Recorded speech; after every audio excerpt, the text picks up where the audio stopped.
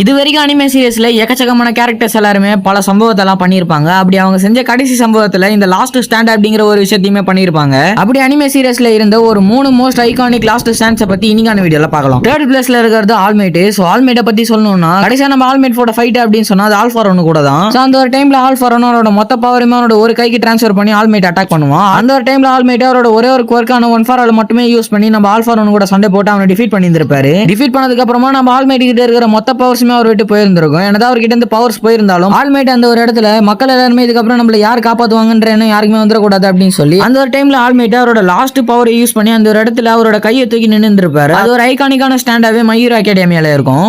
ரெண்டாவதா பார்க்க போது இட்டாச்சி உச்சா.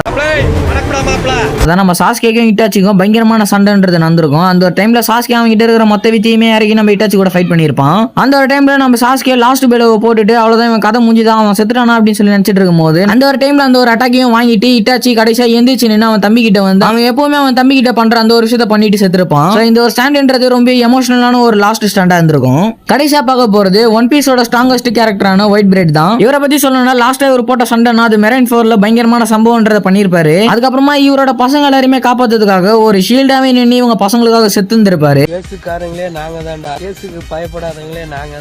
சாவத்துக்கு முன்னாடி அவர் மேல எத்தனை அட்டாக் பட்டு இருந்தாலும் அந்த ஒரு அட்டாக் எல்லாமே ஒண்ணுமே இல்லடா அப்படிங்கிற மாதிரி கடைசி வரைக்கும் தலைவன் ஒரு இன்ச்சு கூட நவராத அந்த ஒரு இடத்துல நின்றுட்டு இருந்திருப்பான். ஈவன் அவரோட பசங்களை காப்பாத்துறதுக்காக அந்த ஒரு இடத்துல ஷீல்டாவே தலைவன் அவரோட லாஸ்ட் ஸ்டாண்ட போட்டிருப்பாரு. இந்த ஒரு சீன் எல்லாம் பார்த்துட்டு ஏகச்சக்கமான பேர் எல்லாம் பயங்கர எமோஷனல் ஆயிருப்பாங்க. நீங்க எமோஷனல் ஆனீங்களான்றத கமெண்ட் செக்ஷன்ல கமெண்ட் பண்ணுங்க.